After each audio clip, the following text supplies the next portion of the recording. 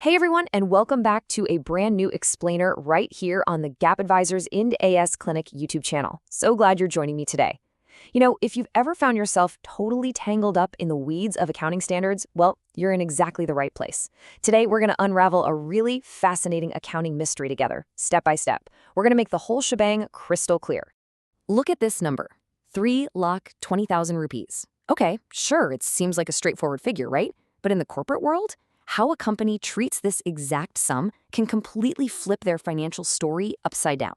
We're going to treat this high-stakes legal expense as a puzzle, a mystery we're going to solve together today. And why should you care? Well, if you're an individual investing your hard-earned money in the shares of listed companies, you absolutely have to understand these accounting rules. Because, seriously, these standards dictate whether a company looks massively profitable on paper or if they're just cleverly hiding everyday expenses as long-term assets. Now, before we put on our detective hats, let's quickly lay down some ground rules. For this scenario, our functional currency and presentation currency is the Indian rupee, INR. Any other currency? That's foreign. Our reporting period runs from April 1st to March 31st. Oh, and a quick heads up, the views I'm sharing today are personal views. They aren't binding on anyone, so definitely seek out an expert's advice before you take action or hold back from taking action based on what we talk about here today. Make sense? Awesome. So, where is today's case coming from? This incredibly intriguing scenario is pulled right from the 203rd edition of the Gap Advisors Task Weekly newsletter. It's authored by C.A. Manish C. Iyer, director at Gap Advisors, and published on LinkedIn. Actually, there are over 230 editions out there right now, so if you're on LinkedIn, you should definitely go subscribe for free. Plus, the issue and response we're unpacking today comes directly from the huge repository on gapadvisors.com. We're talking over 4,500 issues and responses on Indian accounting standards and Indian GAAP. Anyone can register for free, submit a question, and get a detailed response right to their inbox. It's a literal goldmine, especially for auditors who need rock-solid documentation for how they applied an Ind AS standard. All right, moving on to Section 1, a costly patent dispute, the facts behind LTD's legal battle. Let's get into it. Let's set the stage here. We've got a real-world scenario with a company we'll just call A Limited.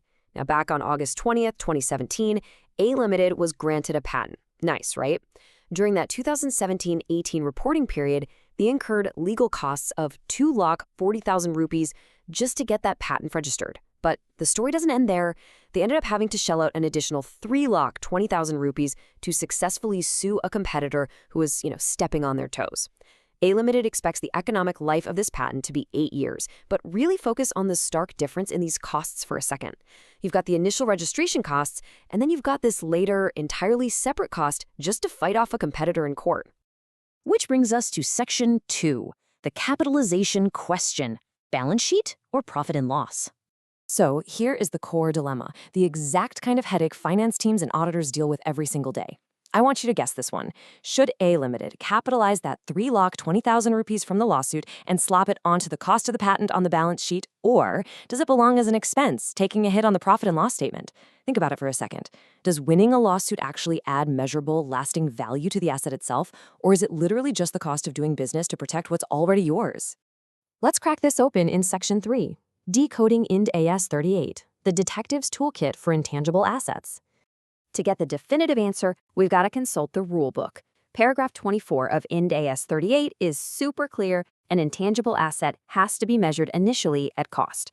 Now, this patent, because ALT built it from the ground up through its own efforts, we call that an internally generated intangible asset. They didn't just buy it off the shelf, and because of that, we have to look at very specific rules to figure out its actual cost. So that points us right to paragraphs 65 to 67 of Ind AS 38. That's where we find the exact playbook on what can and absolutely cannot be included in the cost of an internally generated intangible asset. And honestly, this next part acts like the ultimate filter. Paragraph 66 says the cost comprises all directly attributable costs necessary to create, produce, and prepare the asset to be, quote, capable of operating in the manner intended by management. You guys, that exact phrasing is literally everything. If the cash you spent doesn't actively push the asset to that state of being ready to operate, then guess what? You can't capitalize it. No way.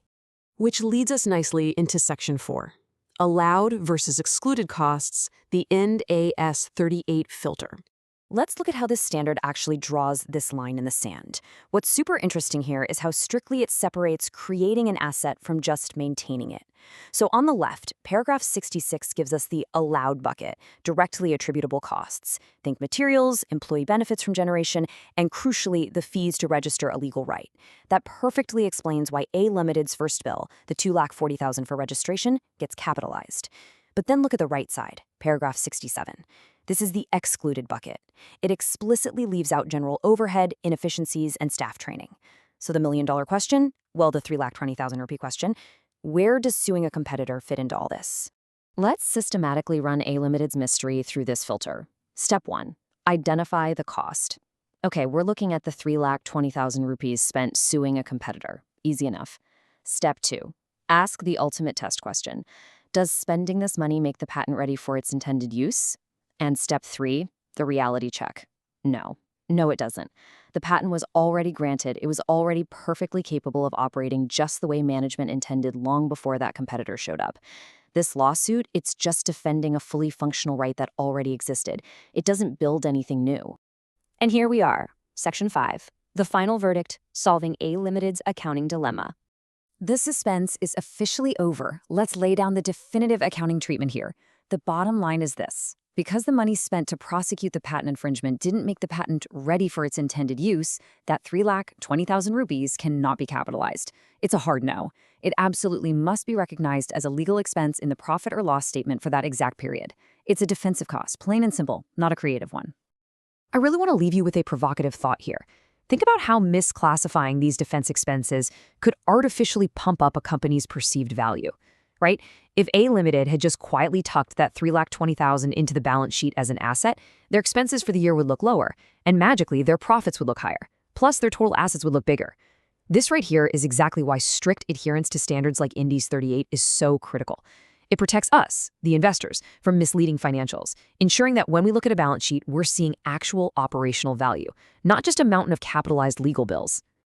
Now, if you're sitting there thinking, I need to know more about this, I highly recommend doing a deep dive into today's topic on the Gap Advisors Ind AS Clinic podcast. You can find it right now on Spotify, Amazon, or YouTube. Need some personalized guidance? You can actually book a one-on-one consultation regarding Ind AS and IFRS directly with the author, C.A. Manish C. Iyer. Just head over to his topmate.io page. Also, to make sure you never miss a beat, definitely follow the Gap Advisors Ind AS Clinic channel on WhatsApp. You'll get pinged on all our latest videos, podcasts, newsletters, new issues we've tackled, and new standard updates. Oh, and of course, don't forget to grab your free registration on gapadvisors.com to access that huge knowledge base. Well, that wraps it up. Thank you so much for hanging out with me today. I really hope this explainer made Ind AS 38 a little bit clearer and hopefully a lot more fun. If you got some value out of this breakdown, please go ahead and smash that like button, drop your thoughts or questions in the comments down below, and definitely subscribe to the Gap Advisors Ind AS Clinic channel if you haven't already. And hey, do me a huge favor. Share this explainer with your network. Send it to your contacts, your colleagues, your audit and finance teams, and especially to any students out there grinding through their CA course. Let's spread this knowledge around. Until next time, keep learning, keep questioning, and I'll see you in the next explainer.